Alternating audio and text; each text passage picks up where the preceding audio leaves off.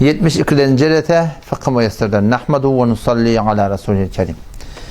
Dersimiz fıkhtan barıglı tertibi sefha. Namada barıyartın, namada baranda cemaat okuyacak koyartın. Şimdi bu rapporda meçhide bab cemaat okuyacak koyartın. Bu rapporda düde cemaat okuyacak koyartın. Bu rapporda öde cemaat okuyacak koyartın. Şu imam bilen muqtadi bulup okuyacak olsan, şu arada bir ahkamat var.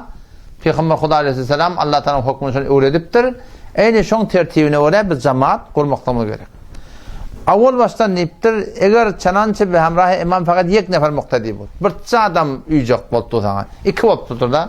Bir meçhide baptır da aradan bunun iki adamda maşa adam yok. Ya düdde yerin başında, ya her bir yerde, ya öyde iki nefer bolup cemaat okuyacak koyan. Onun üstada nemet ve liptir. İnki muqtadi be canı rastı imam endeki domval teresu bistetit. Eyni imam şeyde demiş ki muqtadi kaptan ne ki bir 4 parmak iyi diyanını şu imamın bilece durmalı. Yüzün kıbıla kaçırmak ya. Ayaklan da ayağın ucu da dettence durmalı deyiptir da şey değil mi?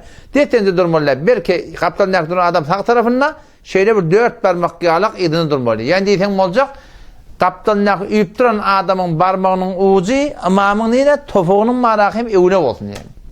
Ayağın çöküğü var, ayağın çöküğü. Şu tarafında şu ayağın ucu dursa bolcak näme 4 parmak şu turatında. Kitapta gelen gurun şu. Elbette Allame Leknevi rahmetullahi aleyhi tahqiq ediptir. Ve Fetavai Zahidan'la Mahmudul Fetavai Zahidan'la şunu tahqiq ediptir. İşte iki tane kavul var. Bir var iki volt barakın cemaat okuyacak olan destence durmalı mı? Ya yok yankıyalık biraz izde durmalı mı? Bir kavla yankı. Ki bir 4 parmak imamdan iki nefer cemaat okuyacak olan izde durmalı. O bir nemi yok. O bir şey ki ikisi destence durmalı deyiptirler. Ve Allame Leknevi rahmetullahi aleyhi şunu evotiriptir. Yani iki ol okuyudan onunla destence durmak kavu deyiptir. O bir kavlu ol haytnesen edamalı bir muşkilli gurun değil yani.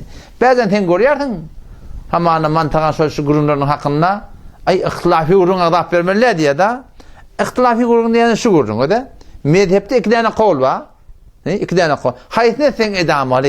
Şuna diyen ihtilafi gurun. O gurunları ki şu bir camaada şöyle oklaş ketpiyan, davalaş ketpiyan, oturacak olan gelippiyan bu halal haramın gurunu. Bir ihtilafi gurun değil, bir sünnet bedgatın gurunu. İhtilafi gurun değil, bir kufru imanın gurunu. İhtilafi gurun değil, bir şirk imanın gurunu. Bir ihtilafi gurun değil yani. Buna burada adlar iki var, efeşkar köre belli gurun. Medhebe varanda kufur deyiptir. Musulman Hanefi mezhep giyen alıyor, Musulman edince kufur deyiptir diye. Hidayet Celil çağırda ağlaca takılmakla kafir deyiptir. Kafir dedik mi? Yok, kafir dedik de o lokan günahkar deyip aytdı. Göz için etmekte peygamber şirk deyiptir. Şu atman İmam Adam rahmetullahi aleyhi reddil muhtarda geldi. Bir adam imam ol üye. İmam oluptu. O hem daşardan bir matunu tetkik ediyor. O hem şonun rükû gidenine ya kıraat okuyuptu da şu gelip yetişsin deyip udok okuyuyorsa şu şirk deyiptir. Huday takım İmam Adam rahmetullahi. Om Türkmen ilişkiler eşitmeyaptır da hu ahunaga Türkmen'de şirk badi ve diye şirkmen şaklanmam ne mi? O şirke ekber ki naud billah adam müşriketin o da ki. Ama onun berde kan şirkle var, kan kufrle var. Ki bizim evvab fakimde kitap fakimde evvabul kufr var. Kullen naqdar kepler ücretlerle kufra gasdiptirler. Kafir dedik mi? Yok kafir dedik de qatı günahkar diye ayttık. Xabaraydı asli mevzumunda. Pedane yang suratında ikini dettenci durmaklık iki ol okuyanda qavi. Birazcık iyi durmak okuyanda onda müşkül yok haytnesten edam var. Hop bir gurun. Çünkü her kaptali o çeken adam var. Ondan sonra deydir. Eğer bir hemrah imam dömer diye bir adam budan. İndi bar cemaat okuyacak olayan 3 adam otursun. Ona ne mi? 2 adam iyi durmalı. Bir adam ne mi öyle? İmam evde durmalı. Onunla kaptalı durmalı diyen gurun yok yani. Hop. İnşallah yine bir gurunun yadına çıkmadın. Şimdi bir koyu da sen marahim imam oldun. Kaptalda da biri üyüptür. Belki beylerin ne deyin. Sen bir otoğa gidiyorsun, bir namazkhana gidiyorsun hemen pompizinle burada hatta. Orada iki nefer cemaat okuyuptu.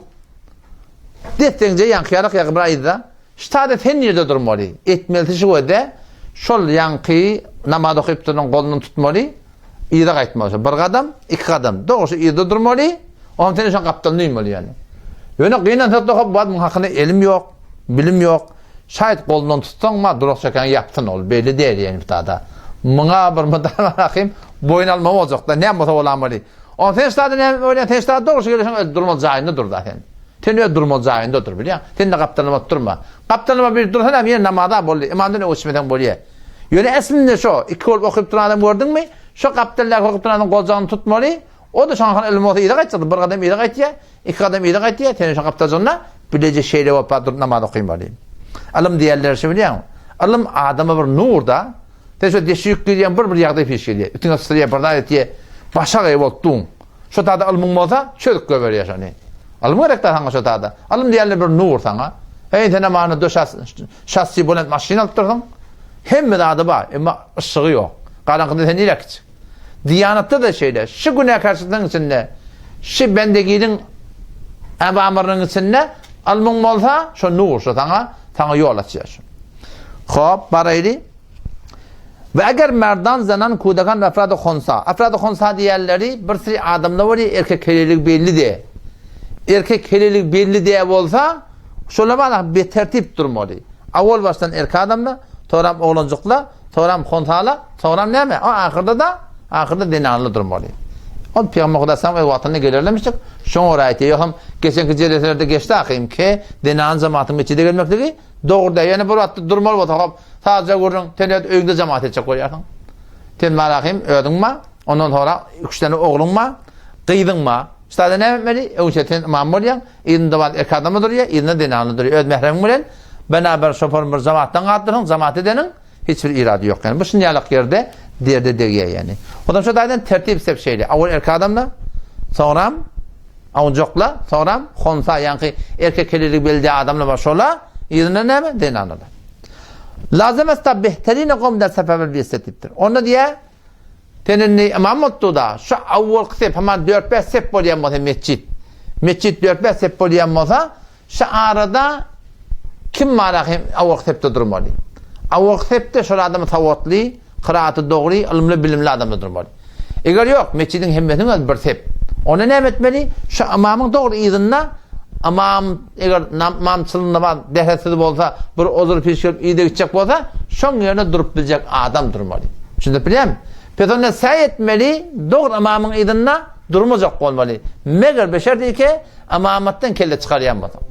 Ben şu an ben camiada görüyorum da hemen adançı, oradan Karaça imamçı. Karaça adançı başlar. Karaça adançı doğru imamın izinle duruyor. Yalnız şu. Sağırakta oldun, İzde Peygamber Kudasam sıratın desturu var. Bana ehli ilim, ilimli, bilimli adamla yakillasın deyiptir. İmamatta. Ki yani Peygamber dehret olursa, burada dese ne etsin? Şun yerine bakta imam bolur yadak yani. Şu doğrultuda şunu riayet etmektik gerek. Hop. Eğer dermiyanı kavm cüzcekten kudak diğerine bot. Hani gurumun ne? Cemaat bot durdun, Muhammed Şerif alıp barptılı mescide. Avurasını belirli o da 7 yaşta olmasa mescidi eltmelilerden oğulları. Peygamber Kudasam değerlerde mescidi eltmeyen deyiptir.